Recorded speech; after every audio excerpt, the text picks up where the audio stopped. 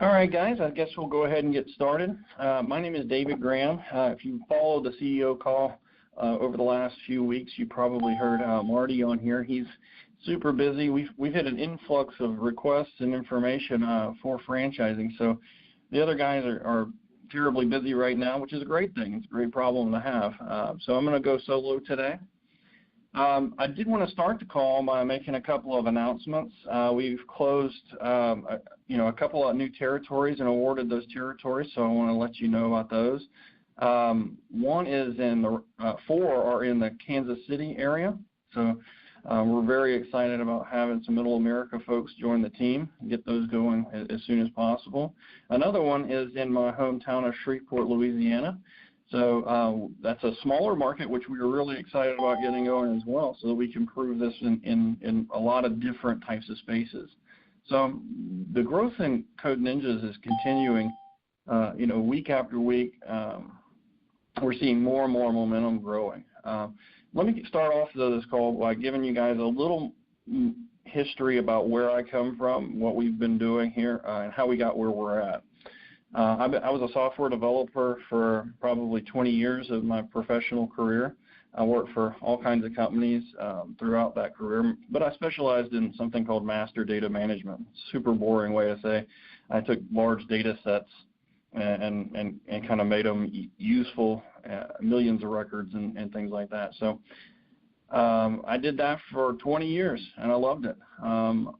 Along the way, I became a franchisee for Anytime Fitness. I met Marty and his crew and had a great experience through the franchise relationship.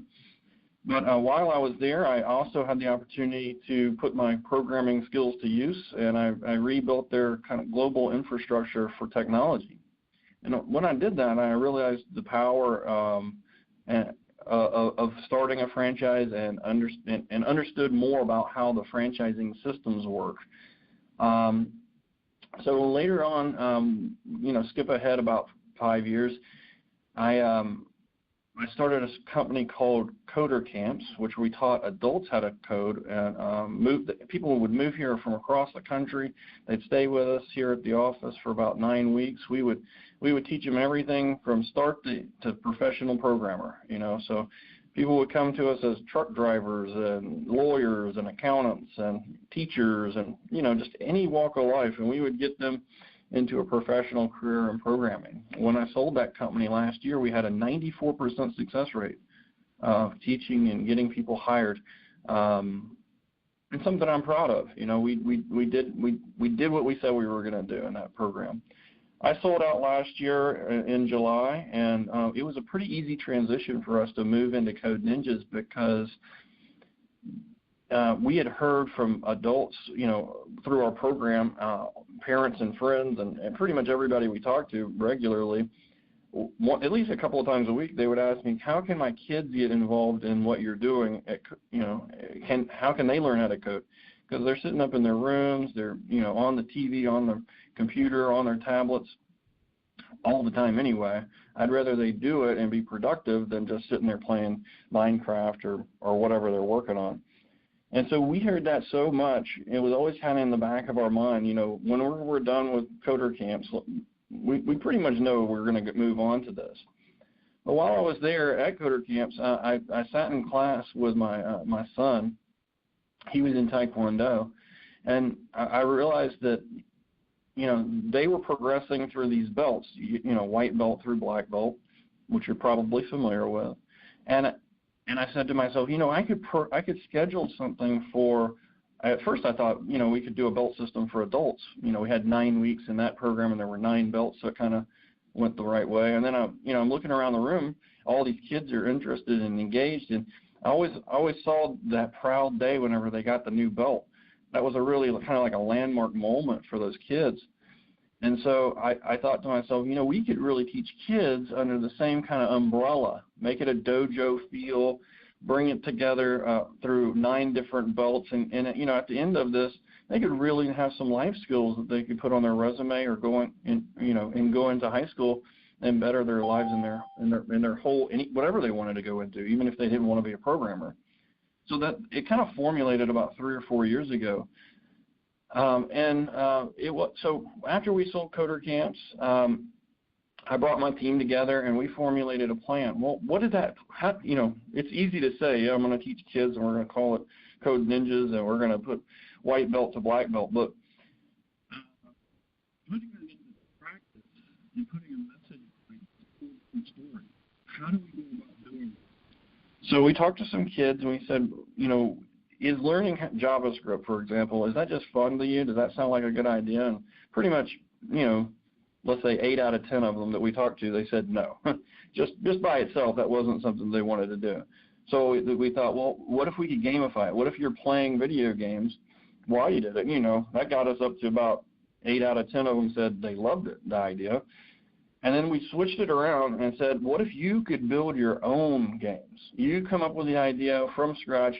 You build whatever comes into your mind and really give you the ability to bring your imagination to life. And almost every kid to a person said, that is something I could get behind. They are already thinking about this stuff all the time. They're putting their creativity to use at school. They're doing what their teachers are always telling them. They're doing what their parents are always telling them. But they, rarely have outlets that are really empowering that lets them take their imagination and put it into fruition. So whenever we sat down, we knew that we had to, start from a premise that kids have fun. And what that means is that they're empowered to do what they desire, what their imagination is coming up with. And then, so the second part of that, and it would be great, and that by itself would be great. I think that would have been a great business just by itself.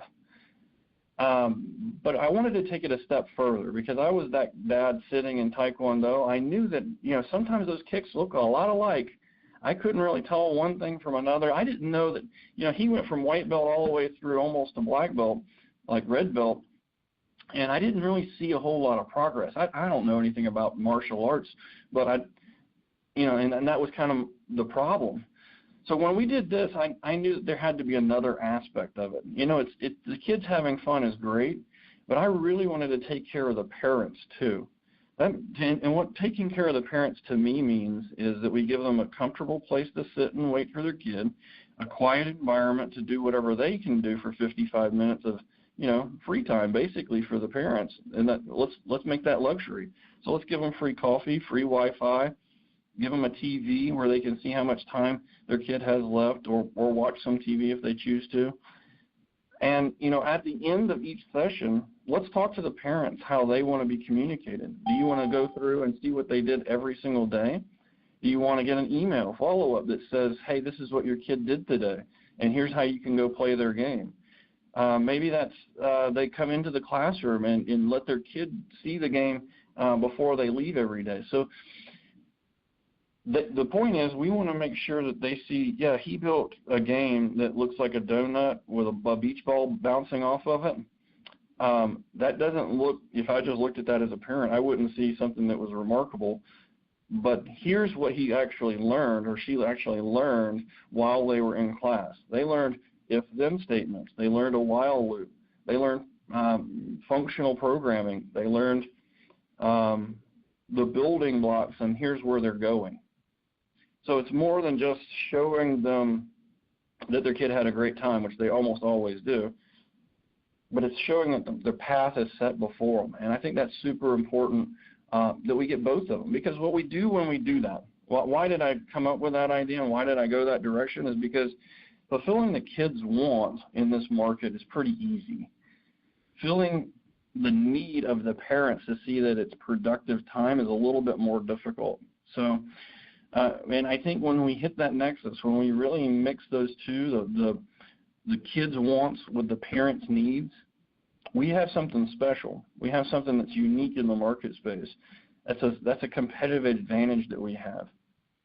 It's a little bit easier by the fact that 90% of parents know that their kids need to learn how to code to be prepared for the careers of the future. These are careers that don't even exist today. Most parents understand that by 2030, something like 30 to 40% of the jobs that are available today will be automated in the future. So it's not a hard hurdle to overcome. What is hard is kind of to keep them understanding where they are in the path. But once we do that, once we bring this nexus together, we have a really powerful product. And as a business, we want to stay unique in our space, and we want to be the market leader and dominator. And we're only going to do that by having a very unique product that makes parents, fulfills that parents' need, and kids want to come. Kids are asking their parents right now regularly, Mom, how can I come more often to Code Ninjas? You know, I think the big differentiator for us is I don't see kids going to their moms and dads and saying, hey, how can I go to Mathnasium, or how can I go to Kumon more often, Mom? I really, I just need to go 3 times a week instead of 2. They do that with Code Ninjas. So the kids are our biggest salespeople. And this is not a hard sale. So that's really where we're at today. We've built a great world-class curriculum. It's all proprietary. We went through and we cherry-picked the best things on the internet. We made it our own. We branded it. We brought lessons in. And this is never ending. We have a whole curriculum building team that does nothing but make a better product every single day, make it more superior to anything out there every single day. So this is just the beginning, folks. I mean, we started with version 1. We're about to release version 2. Things are getting better and better every time. So all of this would matter only to me in our corporate locations if we didn't have a really amazing and robust support infrastructure. I think it doesn't do our franchising world any service if more people don't start their franchises from a support base. I don't call us a franchisor internally. We don't use that word. We're a franchisee support system. We are a company built from ground up to be a franchisee support company. But think about that for just a second. How many franchises do you know that started from the premise that everything they are going to think about and how they operate is to support their franchisees? I can tell you it's not very many. What usually happens is somebody has a great idea, they open up a couple of locations, and they think, hey, the rest of the world wants to open this too. I can make a buck, so let's go ahead and get our FDD and put it out there. We took a different tact. We said, what are the things that the franchisee is going to need in order to be successful? We did this before we even opened our first location. We said, okay, Code Ninjas University. What does that look like? That's 7 sections. That's about 33 different modules, teaching everything from how to open your grand opening all the way through how to sell your business one day. We have all that material done, ready for our franchisees. We started that process before we even opened our first facility. And of course, we've learned a lot since we opened that first facility, so we changed that. We curtail that constantly through our support mechanisms. But not only that, how is a franchisee supposed to teach their tutors in the classroom? Well, that's part of Code Ninjas University, but it's also part of a series of certifications and videos and materials that we're working on right now. So your tutors can actually level up through the process as well. That's going to be rolled out hopefully by the end of the year. Well, what about the manager? The manager is going to have a very unique perspective because they're part of that parent acquisition and retention system, which is so critical. What does that look like? Well, that's why Shauna's coming in right now and building out a set of videos that talk about everything from how to make a phone call and how to accept an incoming phone call to introductory emails to follow-up vouchers so that our summer camp people can come to our drop-in program and vice versa. Marketing ideas and tactics that worked in our market. Every bit of marketing material that we've used for our centers, you get access to. All those bits and pieces that we thought of before we even opened our first center, because we're at our base and at our core a franchisee support system you benefit from. And I get asked very often, what's our biggest differentiator? And there's two parts to that. One is world-class curriculum built by people who know how to code, who know what they're doing, and who know how to educate children.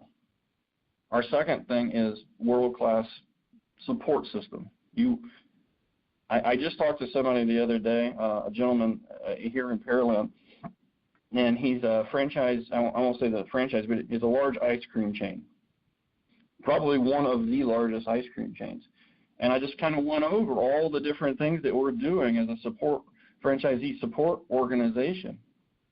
And he said, Dave, my franchise that I'm in, they have 1,400 locations. They're owned by a huge conglomerate that owns tons and tons of restaurants. They don't have anything like what you're talking about.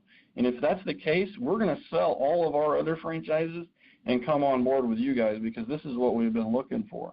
We've been looking for somebody that's going to support us, somebody that's going to give us the tools and the resources that we need. And so it's great to be affirmed in what we're doing, because I've been on your side of the fence and I've seen what a real franchise can do as far as a support infrastructure. And so it's exciting to see the validation, but also, we're starting to use that support infrastructure now. I'm happy to say we have 23 franchise locations that are scheduled to open. We did that in a few months. That validates our idea, but it also validates the support system, and everything coming online is really working. So another thing that we want to do, and just to finish off the support area here, is if you open this year, I want to attend your grand opening. It's going to be a little bit tough. We're getting closer to the end of the year, so you only got about 4 months left here to get open, but I'll personally attend. I think that's important. I know it's not me being egocentric or something. I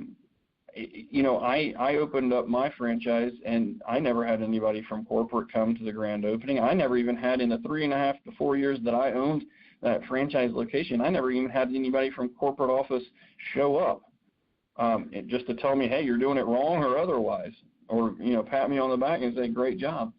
So I always wanted a little bit of validation in what we were doing, have somebody on the ground come and help us, especially in the beginning, through some of the rockier times. It would have been really helpful for them to tell me, what worked in other locations, how to advertise for the grand opening party, all kinds of stuff. It would have been very helpful. So we're going to make that dedication to you. If you get open, when you open, a representative will be there from the corporate office.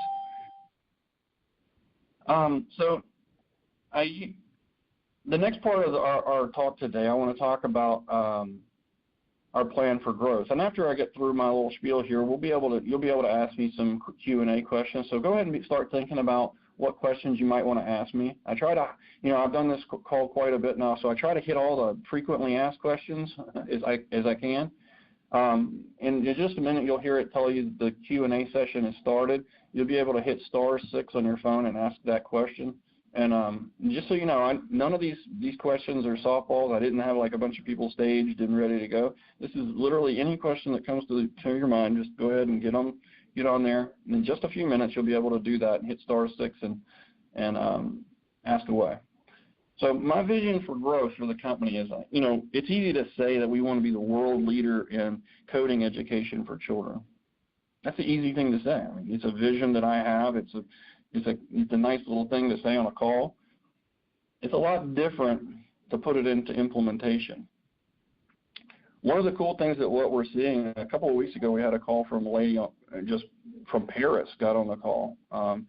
But we're seeing already, after only selling franchises here for about 3 or 4 months, we're seeing global appeal, which is super exciting to me. But I'm not just going to gear up and go global. I think we got to really prove it out here locally. I think we got some North American stuff that we can do, maybe with Canada and Mexico. But that's probably in my 3 to 5 year plan to get into those markets.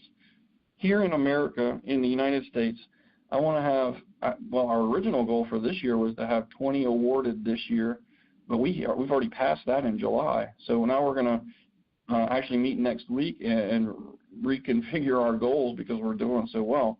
But I think in the 3-year term, we can probably sell somewhere around, or award somewhere around 300 locations. Around that time, we're going to be start our real global outreach, see if we can go into some Western Europe markets and things like that. But after 10 years, I feel like we could really do a lot of good if we could get about 1,500 stores open across the globe. Imagine all the kids that are going to be having a great time, changing their life, changing their careers, promoting problem solving and ways of thinking that the programmers have had the benefit of in the success in their careers for the last 40, 50 years. That's going to change a lot of kids' lives, and that's a cool thing to think about. So that's my big vision. How we get there is by supporting our franchisees.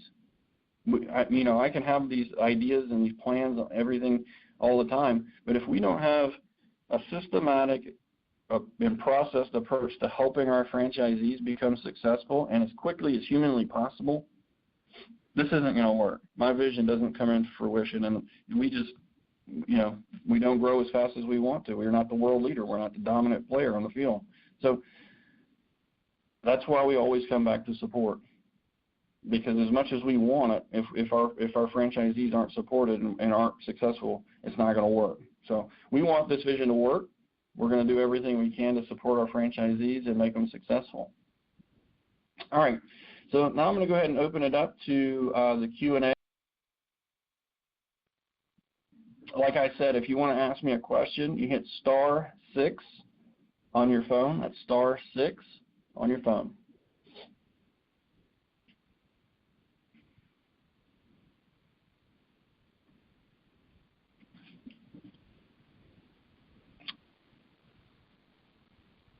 All right.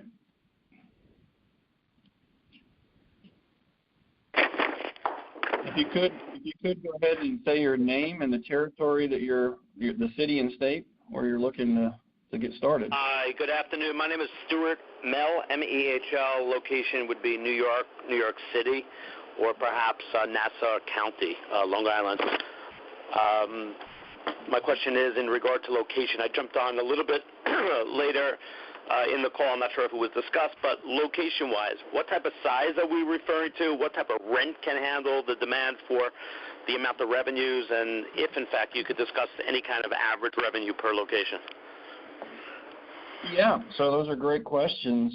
So that is going to be very market dependent. If I opened up in Pearland and you open up in the heart of New York, those two sizes are going to have to be a lot different. You've got quite a different market.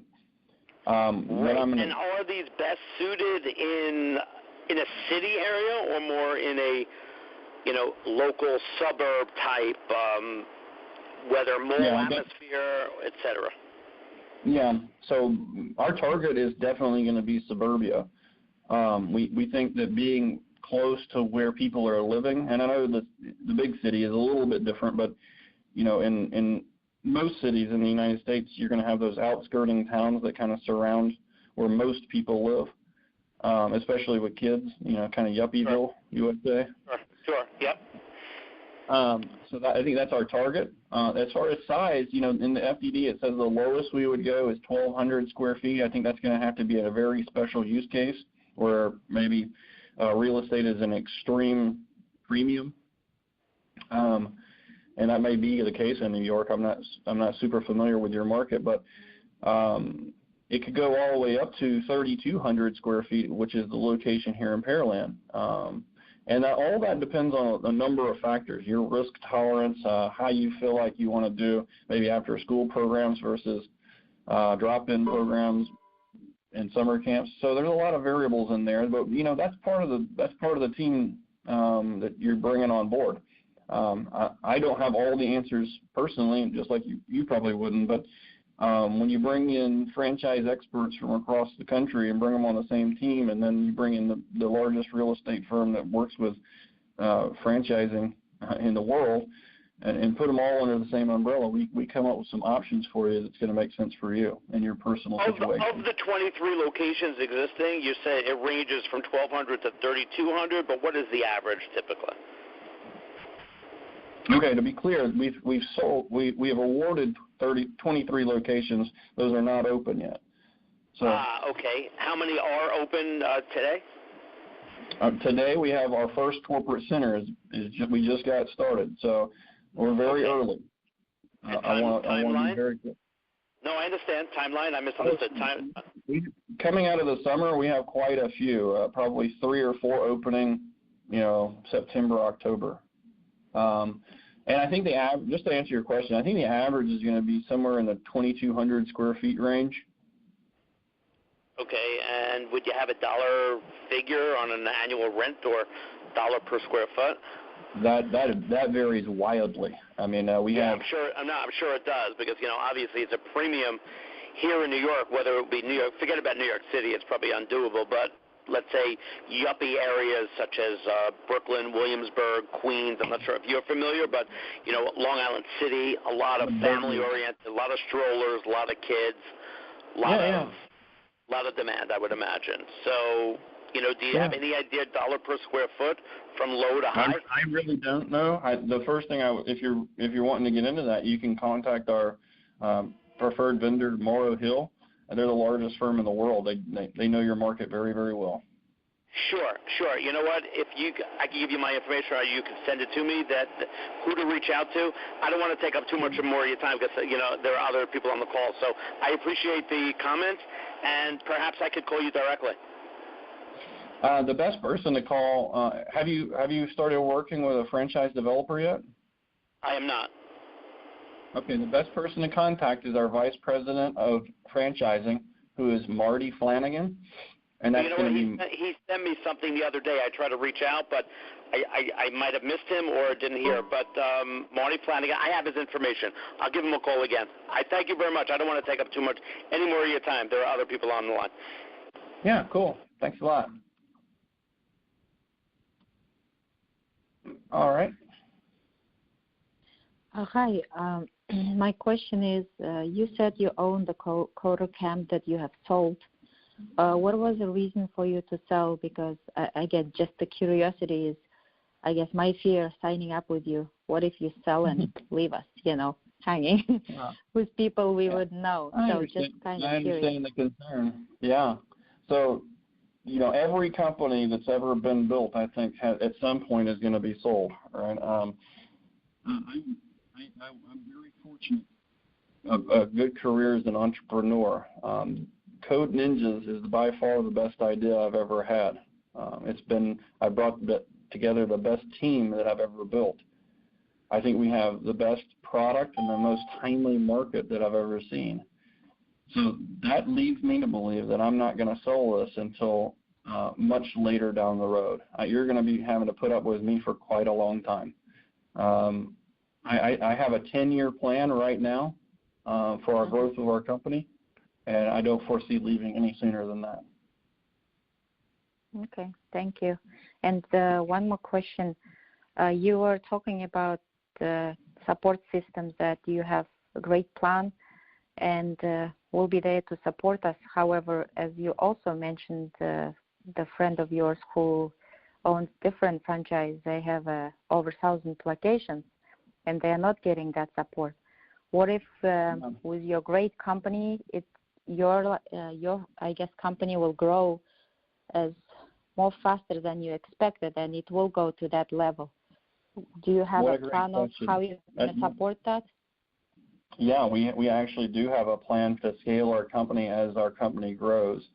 So one of the cool things about bringing in people like Jeff and Marty, who have a combined probably 40 years of experience in franchising. Don't hold me to that number.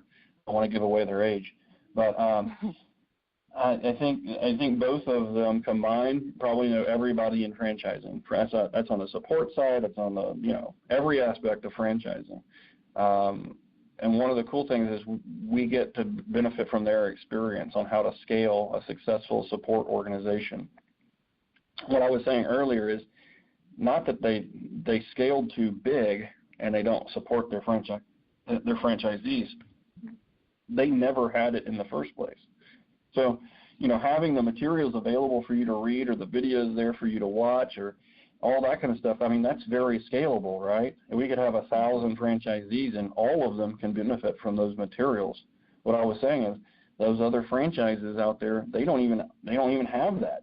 They have nothing like that. So every single person that comes on board and is a franchisee with us will have a designated franchise support representative that will be there to help you build your business. The first line of defense. If you're stuck on something, I can't always tell you that we'll have the exact answer right away, but we're going to be an advocate there with you to help you think through the problem, or tell you another franchisee had that same problem. We should get them on the call.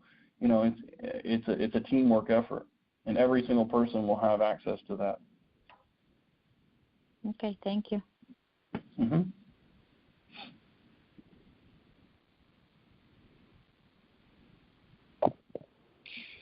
Hi, thanks for taking my question. This is Karen in San Diego. I was wondering if you could talk to me a little bit about why you decided to go with the drop-in model, because it seems like it makes it kind of hard to staff, and most after-school activities aren't really run that way, and I have to think maybe there's a reason for that. I could fathom like a scenario where somebody paid and then they don't bring their kids very often because they always think tomorrow they'll be further ahead on their task list, and then after a while they just want to cancel.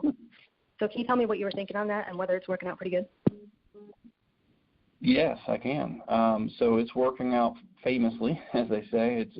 Parents love it because, well, let me just start from the beginning, why we chose to do it that way. As we were evaluating other competitors in the space, we looked at which models made the most sense. We're going to have kids of different levels coming in at different times, and staffing appropriately actually becomes more complicated if you say only white belts come in at this time or yellow belts at this time, because you have staff members at different levels as well. So it actually makes it a little easier to keep well-trained staff members there the whole time and just have everybody come in whenever they want to. On a staffing side, one of the cool things that we've done is we've given you some really cool data analytic tools. The kids, when they come in, it validates that they have a current up-to-date license, that they're paid up by they have a wristband, and in that wristband has an RFID chip. So we can tell usage, time of day, day of week, all kinds of stuff, and we can do some predictive analysis telling you how many people you need to have staffed for the next week based on your sales and your previous history. So we actually have a report in there that shows, on Tuesdays, you usually get about 14 kids to show up at any given one time, or however many it is. And hey, I have to have a 10-to-1 ratio, so I need 2 people on staff. But maybe Mondays is like a super slow day, and you only have 7 people showing up at any one time, so you only have to have 1 person there. You get me? So we give you the tools. I do. I think I would kind of disagree that it's easier to have no idea, or even based on strong data analytics, which I think is brilliant, take issue that it's easier to staff up without knowing, without having appointments scheduled. But if it's working well, I can understand that. The only issue is that in states like California, they have really strict laws about how you schedule hourly employees now. This just went into effect last year. So, for instance, if there's nobody there on a Saturday, I can't send somebody home, nor would I. But we'd actually have to forecast out 2 weeks or more to be able to comply with the California labor laws. So it makes it a little bit harder in this market over here. Yeah, I think the solution is to just so that you know, the drop-in program as it stands is the only required program. But to say the drop-in might be a little bit of a misnomer. If you choose to schedule it at your particular facility, we're not going to stop you. That's actually what I was saying. If it makes it easier for you to mitigate laws or whatever, yeah, more power to you. Yeah, because I totally get from a customer service perspective not wanting to have cancellation fees and pissing people off. But if there is some leeway in terms of a liberal rescheduling policy just to comply with state laws a little more easily, that's kind of what I was getting at. So thank you. Yeah, no worries. Any other questions? Okay. So only a couple more questions in the queue. If you have one, I noticed a couple of people just joined the call. You can ask a question by hitting *6. So *6 raises your hand, and I can, put you in the queue.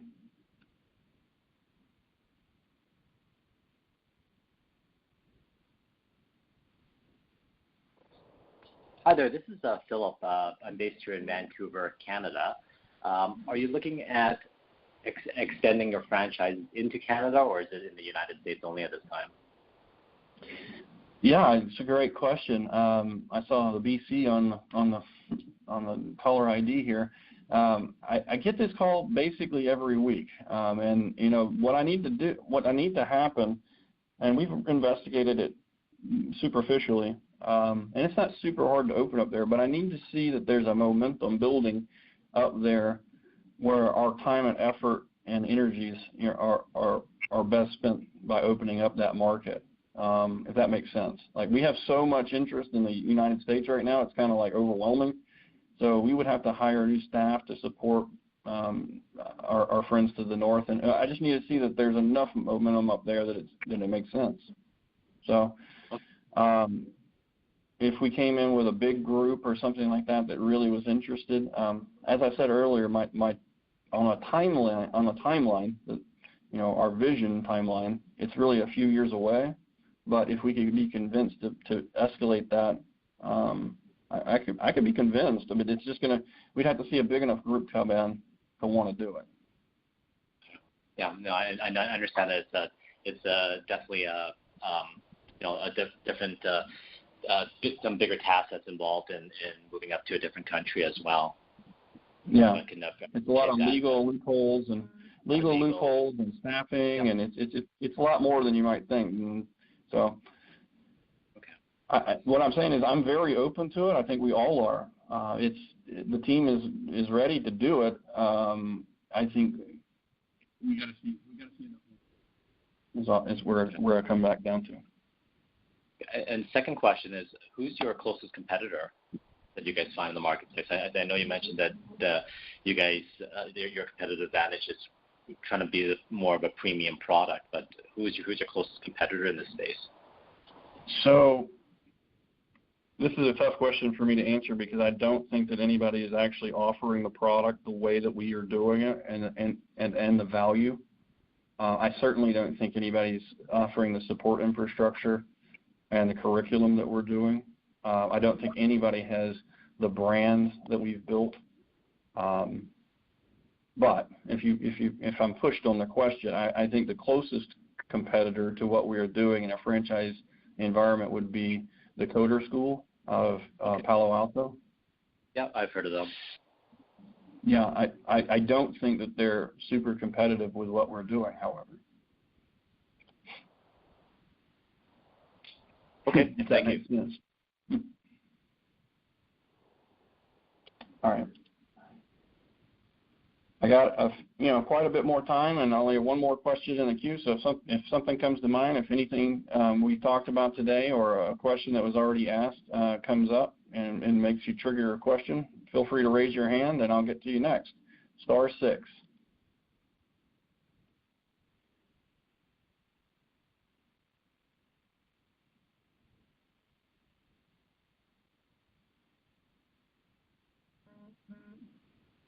Hello? Hello? Hi. Hi, this is Stuart again. Am I at a disadvantage not being a coder or not having any coding background at all? That's a great question. Absolutely not. We are geared for non-technical people to get started. We have a wide variety of different franchisees already on board. We have professional software developers on board, but we also have people who, struggle on email. So this is a business made for everyone. And part of that support infrastructure and training that we do makes sure that everyone can do it. And, just think about it in that we're teaching 7 to 14-year-olds. Pretty much anything you can teach a 7-year-old, a 17-year-old or a 27 or, like me, a 38-year-old can learn pretty easily. So even if you just went through the material just like the kids do, you would be just fine. I hear you. And one other item, did you touch upon revenue at all or projections for each particular location or the corporate store today? Yeah, I tactfully dodged that question. Did you see that? I thought I got away with one. No, we actually can't talk about revenue. We don't. What's outside of the FDD is all we can talk about. The FDD says in the first couple of months that we were open there, I think we grossed around $35,000 and had around 50 students. I don't know the exact numbers. You need to check the FDD specifically. Unfortunately, the federal government doesn't allow us to talk about the top line too much if it's not in the FDD. So at what point are we able to talk about numbers? If somebody was interested in purchasing, if somebody was interested, if I was a potential. Yeah. So what we can do at this time is give you a template, and we can tell you our average prices that we charge. So, for example, our average at our center is $200 per student. What I can't do is give you any kind of information that tells you how many students we have above and beyond what's in the FDD. So you can say, my best guess on how many kids you're going to be able to build. You can take the data from the FDD and the timeline that's laid out there and extrapolate that out. You can make all the calculations you want, but we can't come in and do that top line revenue for you, unfortunately. I would love to. If it was up to me, I would just give you my P&Ls and we would all be happy and you'd just be signing up. But so you're saying if I was looking at a McDonald's or a Burger King, they're not able to give me averages or revenue stream or projections for a particular area? No, I'm not speaking to anybody others, anyone else's franchise. What I'm saying is every franchise is required to they can only talk about the revenue that's in their FDD. We've only had one location open for 4.5 months now. When we redid our FDD, we squeezed in as much time as we possibly could to just show what we had already done because we were super proud of it. But I can't talk about anything above and beyond that point in time. Okay. And, McDonald's has been around 60 years, 70 years, whatever it's been. They have thousands of franchisees. They can talk about averages and put all that stuff in their FDD, and they can talk about it all they want to. We just haven't been around that long. So it's just longevity versus not able to compliance-wise. I hear you. I hear you. No, it's literally a compliance issue. We cannot talk about those things above and beyond what is in the FDD. They just have the added benefit of being able to put it in their FDD. You get what I mean? Like, they've been around long enough that you can put it in there. So it's a little bit of both. We're just going to, and what I would say is, I was a conservative business modeler. When I built my conservative models, it still made sense. And we crushed all of my numbers. So we can give you a template. You can put, I think I can get X number of kids every month, and here's the breakdown. But I can't just come in and say we've made this much money. There's a difference, a slight difference there. But I appreciate the question. I wish I could, man. Fair enough. And one day we're going to be as big as McDonald's, hopefully, and we'll have that fully fleshed out FDD, and so I can talk about those numbers and brag about them. It's Karen again. 2 quick questions. The FDD, I do appreciate just the data that's in there. I think it goes up to mid-May, and I think there were 68 students, so a little better than what you mentioned. Would you be able to update numbers through exactly? Would you be able to update those numbers through, say, mid-July anytime soon? Because with such a short period to look at, every month is just so you know, I appreciate your sentiment. I do. I've been on your side of the fence, and I would love to know more. It costs us about $30,000 every time we do an amendment to the federal FDD. So it's just cost prohibitive for us to do it in those short increments. The next time we're expecting to update the FDD is in January. Is there there's no way to informally say it's been about the same, or we're up about 20% from there, anything like that? I can't give you any specific numbers, but we had record-breaking months in both months since we left there. Okay, so every month it didn't plummet. This wasn't an anomaly. The We did much better. We did much better after those numbers than actually we did. And another cool little factoid that I can throw in there is that we actually, unfortunately, we lost our manager in the very first week we opened the corporate location. So we were without a manager for effectively 3 weeks of those first 2.5 months or whatever that is there in the FDD.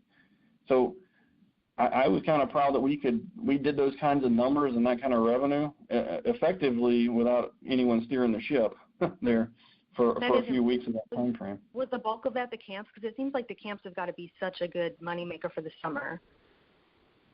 Or was it pretty much? No, actually, I think if you look at the DD there, FDD, the numbers break down in such a way. I believe we hadn't even really got to the camps yet. So I think you only have, like, out of that 32, I think 4 were the camps. So you're right. It looks pretty good for that period. But I wondered if, as you get through June and July, maybe the camps are. Yeah. So I don't think I'm breaking any rules by telling you we had hundreds of students come through this summer. Through the camps, just the camps. How many iterations did you run? Can I ask you that? How many weeks or how many? We ran 8 iterations. 8. Okay, got it. Yeah. And then another silly quick question. The average location, 2,200 square feet. What is meant to be the capacity of students that you can serve at one time with roughly that square footage? I have no idea what building codes are like. That varies wildly. Okay. I know that sounds like a cop-out, but if you put 2,200 square feet in the corner of some shopping center where it's a weird shape, you might only get 40 people in there or something. I don't know. But if you follow our model and our plans, and you'll work with Wadsworth, and they're great at laying out and designing and optimizing space. You have pretty much a rectangular spot. You'll be able to get much more. So it's really hard to say. Without looking at your specific instance. It'd be like bumping up against the fire code, but if you're encouraging the parents to stay, basically cut that in half of what you can accept in terms of kids at one time. But I'm sure that's probably the way to road for me. Yeah, the fire code is definitely going to be a part of it. So it's all of that is a factor. And every situation is just a little bit different. I wish I could say 10 kids per 100 square feet or something, but it just doesn't equate to that, unfortunately. Do you know what you're getting in Pearland, what you average? I mean, maybe you've never been at capacity because it's a drop-in, but... No, what we average? What do you mean? Do you know what's allowed in terms of your Pearland location, the big one, the 3,200? Are you allowed to have 70 people in the building at once? We can have 62 kids there simultaneously. Got it. Okay, perfect. Thank you. Much appreciated. Yeah. All right, couple more calls here. Remember to say your full name and the territory, the city and state that you're looking at. Yeah, hey David, it's Devinder Singh. I'm from Chicago, Illinois. Oh, great. Sorry, I just joined pretty late and missed the first good half an hour. I just wanted to know if there is a recording for this call, and if not, when are you going to have the next call? Yes, so first of all, we do this call every Friday at 11 o'clock. Right, okay. I am actually going to be out of town for the next 2, though, so that's unfortunate. So the next call won't be for 3 weeks from today. But we record this call every time, and it's being recorded now, and we release it via numerous social outlets. So you find us on Facebook, you find us on Twitter, our YouTube channel will have it. Oh, okay. Andy just told me, thanks Andy, that Marty is actually going to do next week's call by himself without me. But so you'll be able to jump on the call next week as well, if that's what you great. choose. Thank you. Yep, thank you. Cool. Thanks for that, Andy.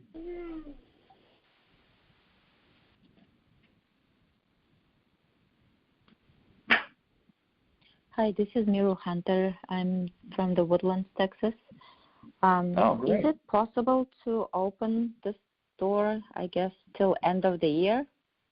Because it's almost August. Yeah. By the time we go through discovery and all the stuff, paperwork, kind of. You have to be pretty quick about it.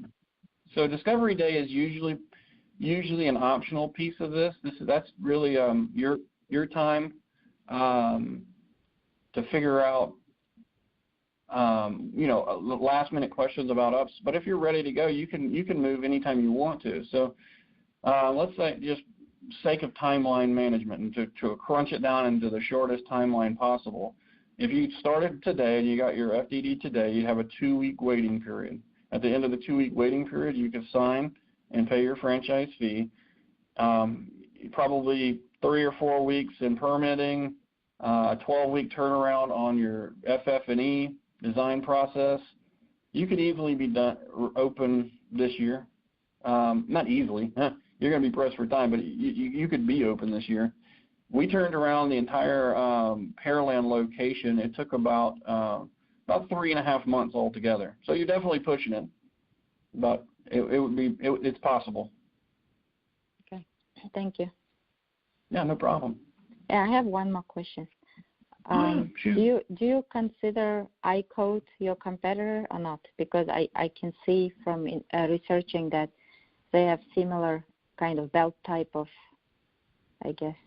iCode is in Dallas. To my knowledge, they haven't done any franchising.